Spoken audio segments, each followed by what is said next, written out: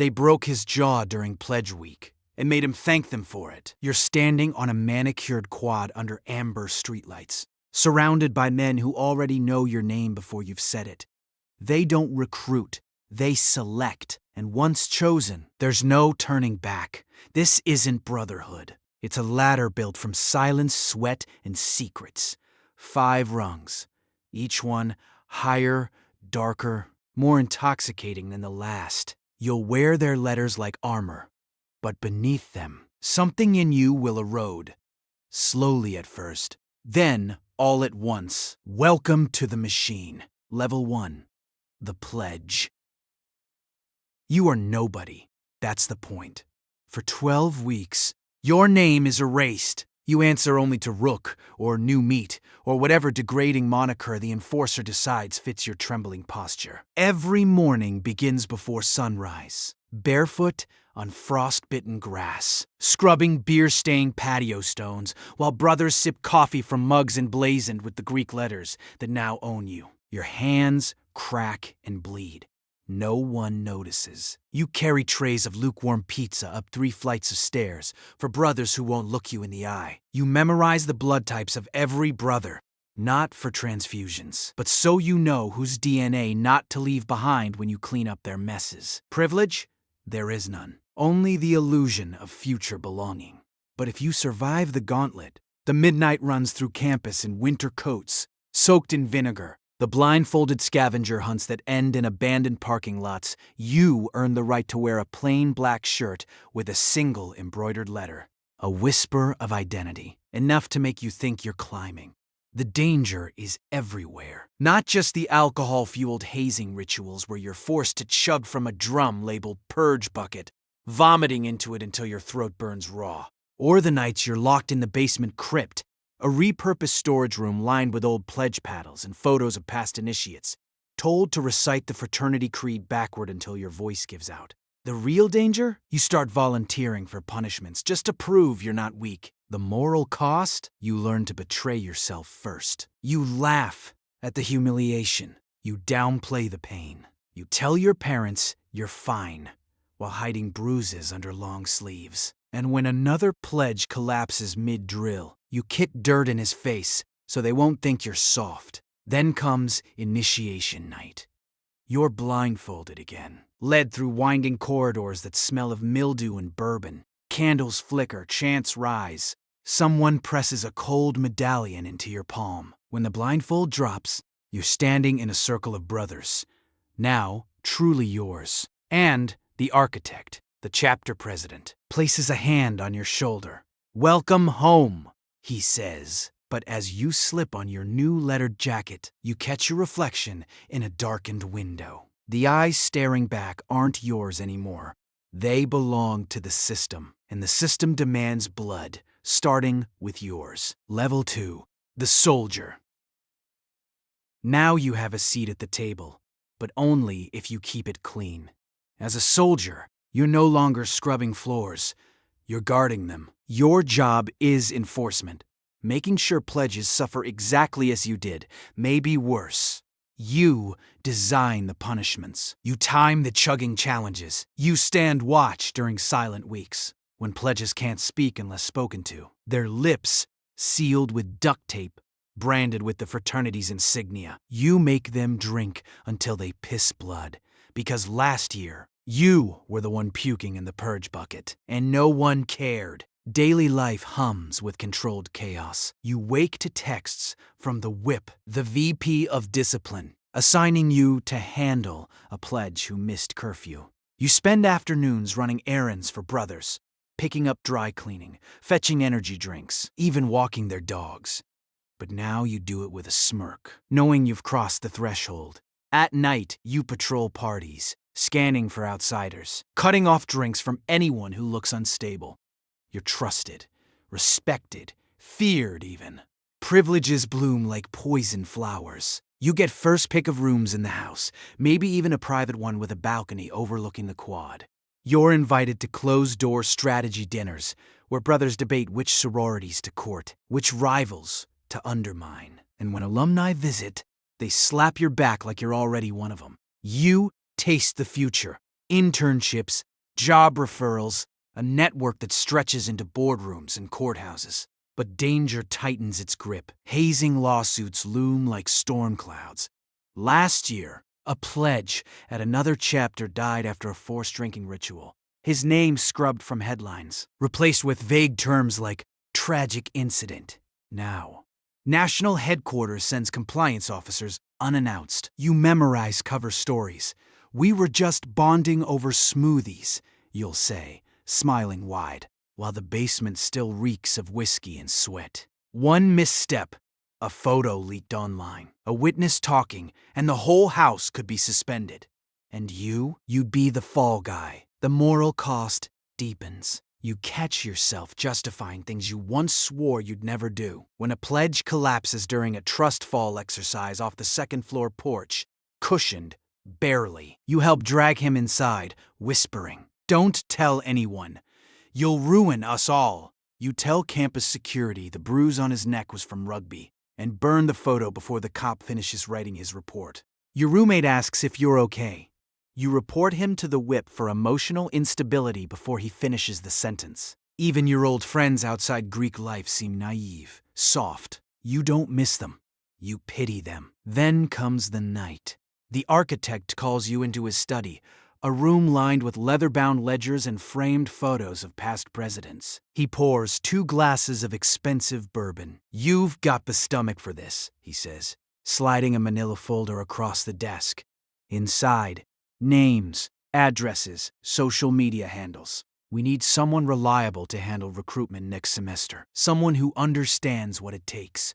Your heart pounds. This isn't just a promotion. It's an invitation into the inner sanctum. And you say yes before he finishes the sentence. Level 3. The recruiter. You don't find brothers. You harvest them.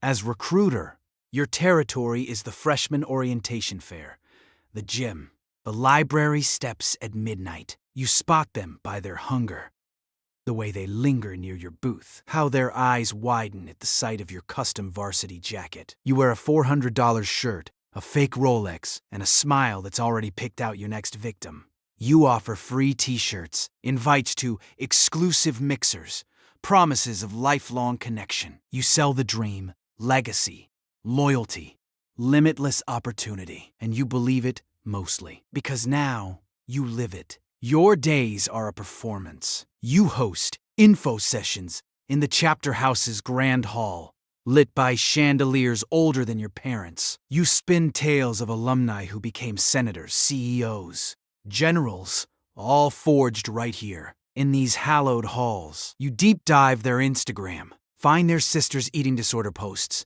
and whisper, "We'd never judge her here." Then mark them high yield. Privileges are now institutional. You control who enters the brotherhood. That power intoxicates. Alumni take your calls. Professors give you extensions. Campus police look the other way when your parties spill into the streets. And when you walk across campus, freshmen step aside. You're not just a student anymore. You're a gatekeeper. But danger shifts from physical to existential. Recruitment scandals can sink a chapter faster than hazing deaths. Remember Sigma Theta Upsilon? Shut down after a leaked video showed recruiters pressuring a nervous kid to drink until he passed out. Now, every interaction is recorded. By phones, by rivals, by paranoid parents. You've started using burner phones for sensitive conversations. You meet prospects in public parks, never alone. And still, you wonder? Is that girl taking notes during your pitch an investigative journalist? Is that quiet kid wearing a wire? The moral cost becomes systemic. You manipulate vulnerabilities like tools. You target lonely kids from broken homes, promising family. You exploit ambition, dangling internship leads like bait. When a recruit backs out, you send his nudes, taken during a trust exercise, to his high school principal with a note. Ask him about Greek life. You tell yourself it's survival, even as you watch his mom sob on the local news after he drops out. Then, during Hell Week, everything fractures. A pledge, small, quiet, the kind you usually overlook, collapses during a hydration challenge, 3 gallons of water in under an hour. Paramedics swarm the house. News vans appear by dawn. The national office sends the auditor, a stone-faced woman in a gray suit who speaks in clipped sentences and carries a tablet full of violations. She corners you in the library stacks. "They're blaming you," she says. "Says you pushed him too hard." Your blood runs cold. But then she leans closer. "Unless you're willing to take responsibility elsewhere." She slides a pen toward you. "Sign as treasurer. Clean the books. Make it disappear. It's not a punishment. It's a test." And you sign without hesitation. Level 4, the Exchequer. Money is the blood of the Brotherhood, and you are its heart. As Exchequer, you manage six-figure budgets funded by dues, party profits, and shadowy alumni donations. You track every dollar, legally and otherwise. The official ledger shows pizza nights and charity drives. The real one? That's kept in a fireproof safe behind a false panel in your closet. Here, you log payments to campus cops for ignoring noise complaints, bribes to housing inspectors, consulting fees to professors who bump grades for brothers on academic probation. Your daily life is spreadsheets and secrets. Mornings begin with encrypted emails from offshore accounts. Afternoons are spent negotiating with liquor distributors who offer brother discounts in exchange for exclusive pouring rights. Nights, you audit party receipts, ensuring the keg-to-cash ratio stays profitable. You charge pledges $300 for exclusive hoodies that don't exist. Then use the cash to pay off the cop who found the dead pledge in the river. Privileges are now financial and absolute. You approve or deny funding for every event, every trip, every brother's emergency loan. Need bail money? Come see you. Want to fly to Vegas for spring break? Your signature unlocks the travel fund. Alumni send you envelopes stuffed with cash for house improvements. You keep 10%. Everyone knows. No one speaks. Danger is no longer about lawsuits. It's about federal interest. Last month, the IRS flagged unusual transactions from your chapter's account. Now, every deposit is scrutinized. You've started using cryptocurrency, routing funds through shell companies named after dead founders. But paranoia gnaws at you. When the chemist, the chapter's resident drug dealer, asks for a loan to expand his operation, you refuse. Too risky. He smiles, but his eyes go cold. You sleep with a baseball bat beside your bed now.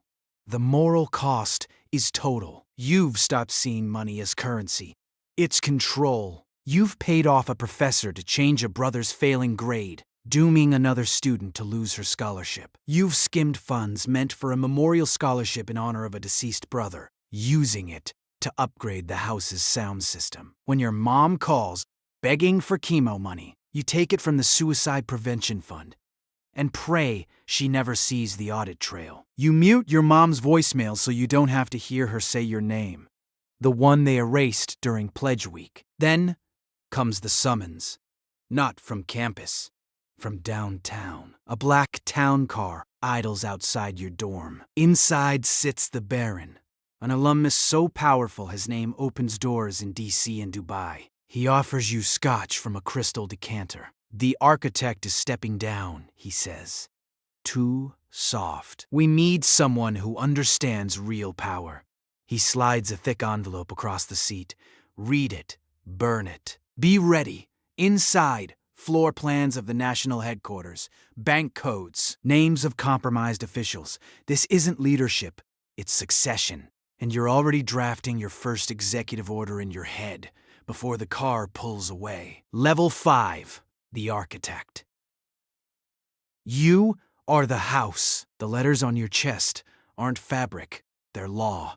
As architect, you don't attend meetings, you call them. You don't follow rules, you write them. Your word settles disputes, approves budgets, expels brothers with a nod. You sit in the president's study, a room lined with portraits of past architects, their eyes seeming to follow you as you sign off on decisions that shape lives. A brother caught stealing? Expelled. A pledge showing promise? Fast-tracked. A rival chapter encroaching on your territory?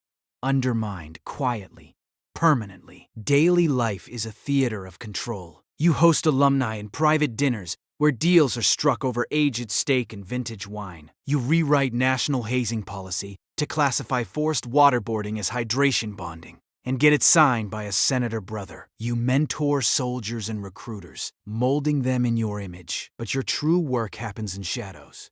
Late-night calls with the Baron, encrypted messages with chapters across the country, strategy sessions on how to influence campus elections. You're not just leading a fraternity, you're building an empire.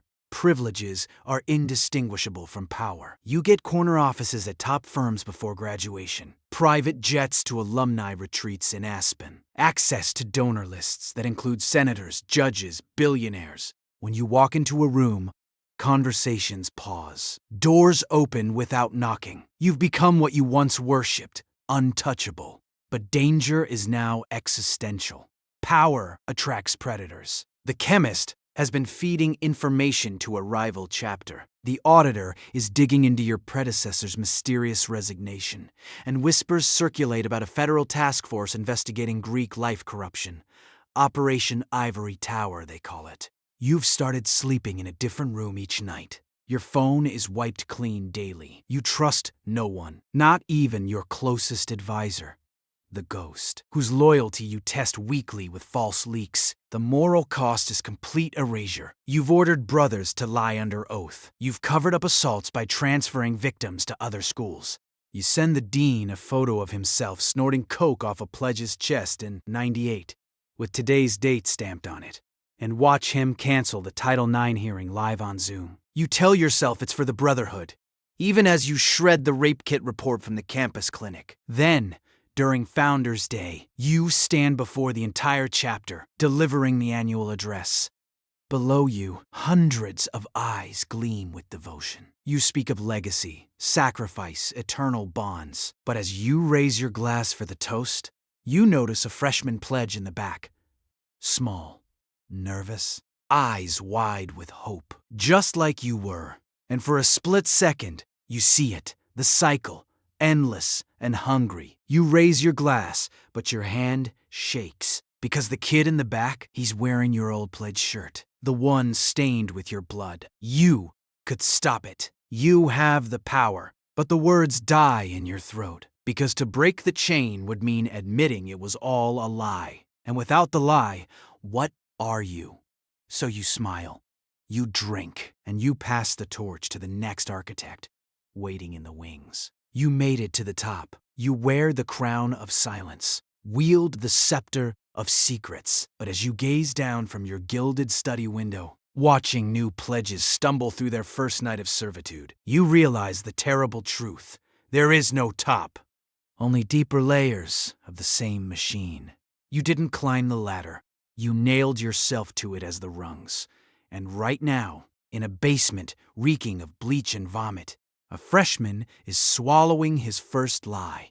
And you're the reason why.